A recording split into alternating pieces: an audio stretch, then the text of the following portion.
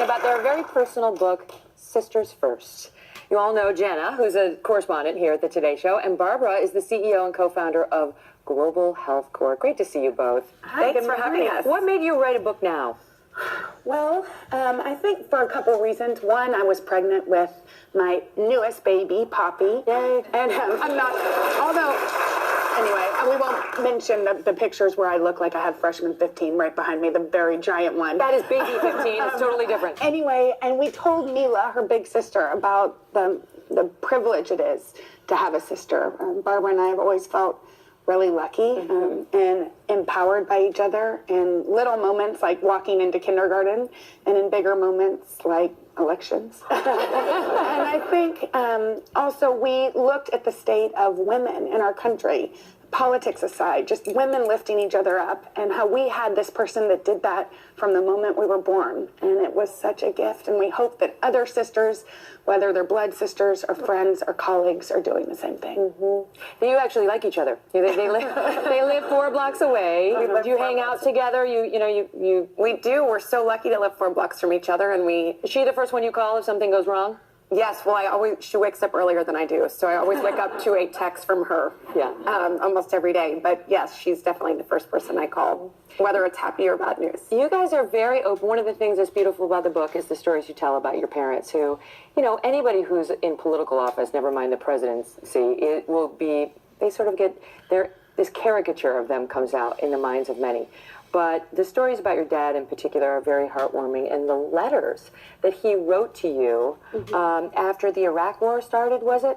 Where he talked about how he hurts for you because of the pressure that you were going to feel after he made what he called the hardest decision a president can make. What was that like? Well, that I'm about to start to cry. I mean, that's just so thoughtful, of course. And we were both in college, and I went to Yale, which is a pretty political campus, and I think that he knew, of course, that this may not be a popular decision on any college campus, and the fact that he even considered the implications for us is so who our dad is, just very aware of others and loving for others. And for us and for so many others, we write about, we needle our dad. Our family, gets therapy by laughter. Yeah, we used to. And really just harassment of him in particular. Just harassment. Needling. Yeah, and so we were joking with him once, and we couldn't make him laugh. And he got up from the table, and we were disappointed, kind of like we felt like our feelings were hurt. And my mom told us that a military helicopter had been shot down, and that he just couldn't rise above the pain that he was feeling.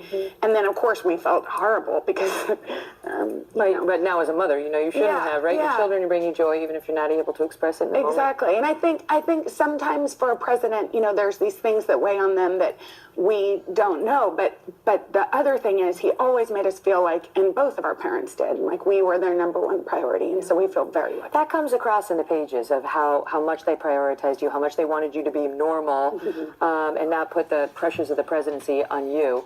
I have got to ask you about Laura Bush being a closet hippie. She is. Rastafarian was the word you used. Please explain. Loves reggae. Our mom loves music. I actually always thought that she might leave my dad because she loved Van Morrison so much. I thought he might be our stepdad. Which, by the way, they never met, but it's not too late. Let's not put that out there. Okay, we don't have to, but I like to set people up, just not Don't married. Yes, yeah, that's weird. Okay. Oh, wait. That's weird. But sorry, go ahead. So mom loves music. So when we were living in Austin, she and I would sneak into, I heard in high school that the Wailers were going to be playing somewhere, so we snuck in to hear them. But of course, it was a school night, and so we didn't even stay long enough for them to come on the stage. I know that you talk about your grandfather, who was also the president. It's such a weird family, and how when you went to his inauguration, you thought, no, this is what they do for grandpas. This is so sweet. Yes, right. Everybody's grandpa gets an inauguration. We were naive for a long time, but we also had a grandpa that babysat us all the time. He was a grandpa. Even before a presidential debate, he spent the evening searching for Barbara's stuffed animal, babysitting us, which makes you wonder where my parents were. They just had an important date. And Barbara went back to school. So I went back to school, and I remembered And I have this in my journal. I asked my friend Catherine Oliver when her grandfather's inauguration was, because I thought you got an inauguration if you were a grandfather. She was like, Americans really love grandfathers. That's true. Which is true. And in your case, your grandmother really loves grandfathers. The love story between your grandparents, we all watched that, and you can see it now in their older years. In the book, you read about how in Barbara Bush's eyes, in her eyes, George H.W. Bush can do no wrong, and she can do no wrong in his. At 92 or 93, they sleep holding hands. They actually sleep holding hands, but they have this little dog that is very protective of my grandma and my grandmother, vice versa. So if my grandfather reaches for her hand in the middle of the night, the dog bites him. And he's also, Well, the dog bit me. on the back of her pants and wouldn't let I go. was dangling.